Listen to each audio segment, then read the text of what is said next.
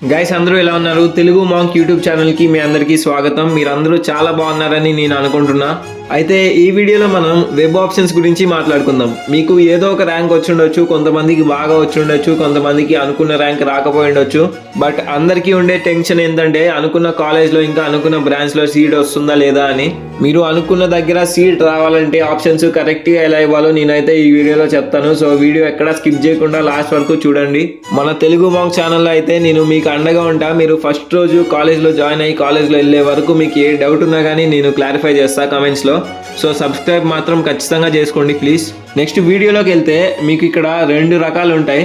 First type వచ్చేసి మీరు ఏదో ఒక పర్టికులర్ కాలేజ్ ఫిక్స్ అయ్యి ఉంటారు. లైక్ ఈ కాలేజ్లో ఏ బ్రాంచ్ వచ్చినా పర్లేదు, ఈ కాలేజ్లో సీట్ వస్తే చాలు అనుకుంటారు. ఈ వీడియోలో ఎగ్జాంపుల్ కోసం ఆంధ్ర పాలిటెక్నిక్ కాలేజ్ తీసుకుందాం, కాకినాడలోది. సో కొంతమంది ఏంటంటే నాకు కాకినాడలో ఉన్న ఆంధ్ర పాలిటెక్నిక్ కాలేజ్లో సీట్ వస్తే చాలు, ఏ బ్రాంచ్ ఇలా త్రిబుల్ మెకానికల్ ఈసీఈసీఎస్సీ ఏదైనా పర్లేదు అనే మైండ్తో ఉంటారు.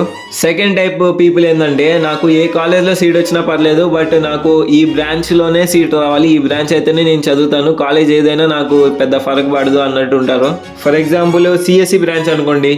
నాకు మన ఏపీలో మాకు దగ్గరగా ఉన్న కాలేజీలు ఒక 10 కాలేజీలు చెప్పి వేటిలో వచ్చినా నాకు సీట్ పర్లేదు, బట్ నాకు సిఎస్సి బ్రాంచే కావాలి, ఇలా అనుకునే వాళ్ళు కూడా ఉంటారు.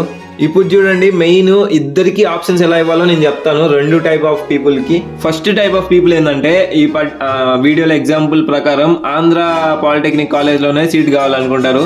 వీళ్ళ ఆప్షన్స్ ఎలా ఇవ్వాలంటే ఆంధ్ర పాలిటెక్నిక్లో ఎన్ని బ్రాంచెస్ ఉంటాయి అన్ని, సపోజ్ ఒక 5-6 బ్రాంచెస్ ఉన్నాయనుకోండి, ఆ 6 బ్రాంచ్లు వరుస పెట్టి 6 బ్రాంచ్లు అన్నీ వరుసగా అవే ఆప్షన్స్ ఇవ్వండి. 1 to 6 ఆప్షన్స్ ఆ బ్రాంచెస్ ఆ కాలేజే ఉండాలి. ఫస్ట్ ఆంధ్ర పాలిటెక్నిక్ ఈసీఈ, తర్వాత Andhra polytechnic CSC, Andhra polytechnic triple E, ఇలా 1 to 6, 7 ఎన్ని బ్రాంచ్లు ఉంటే అన్ని బ్రాంచ్లు ఆ కాలేజే ఉండాలి. ఇలా అన్నాను కదా అని చెప్పి ఓన్లీ ఆ 6 ఆప్షన్స్ పెట్టి గమ్ముగా ఉండొద్దు. మీరు ఇంకా మిగతా కాలేజీలు కూడా పెట్టుకోండి, చెప్పలేము రావచ్చు రాకపోవచ్చు. సో అన్ని కాలేజెస్ అయితే పెట్టుకోండి సేఫ్టీ కోసం. ఒకవేళ రాకపోయినా నెక్స్ట్ కౌన్సిలింగ్లో మీరు దానికోసం ట్రై చేయొచ్చు.